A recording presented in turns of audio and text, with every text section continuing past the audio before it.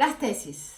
Seguramente ustedes han escuchado hablar durante las últimas semanas y especialmente los últimos días acerca de las tesis. ¿Qué son las tesis? Es un colectivo feminista que surgió el año pasado, cuyas fundadoras son de Valparaíso y que a través de la creatividad y del arte de una performance lograron sacar al mundo hoy día de una manera impresionante un mensaje sumamente potente en contra de la violencia de género y en contra del machismo.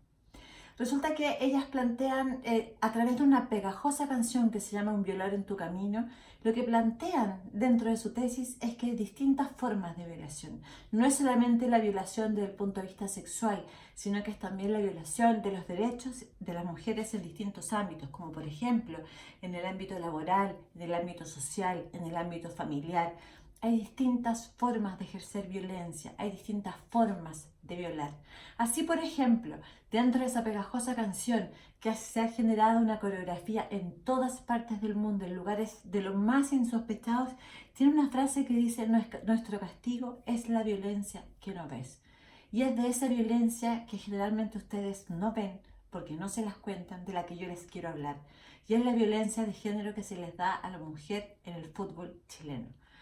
Las mujeres del fútbol chileno hoy día sufren de una violencia impresionante.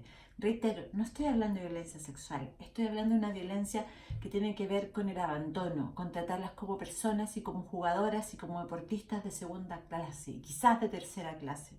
Y eso, francamente, es intolerable. Un ejemplo de ello lo podemos ver en el caso de la selección femenina que participó en el Mundial de Francia por primera vez. Un equipo chileno femenino llega a un mundial. Y fíjense que de las 23 jugadoras, 9 de ellas son jugadoras que juegan efectivamente acá en Chile y el resto en el extranjero. Increíblemente de esas 9 jugadoras, solo una tenía un contrato de trabajo.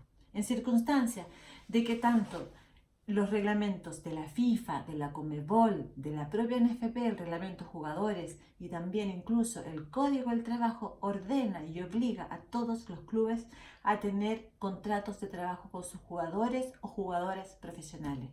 ¿Por qué entonces las mujeres no tienen contrato de trabajo?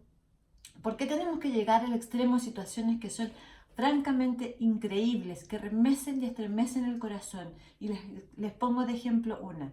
¿Qué les parece a ustedes que una jugadora de fútbol profesional, antes de disputar el partido con el equipo contrario, en el mismo estadio donde juega ese partido, tiene que antes y primero terminar el turno como guardia de seguridad? ¿Qué les parece a ustedes que tengan que ellas autofinanciarse de la indumentaria muchas veces, la alimentación, para jugar por la camiseta de sus clubes?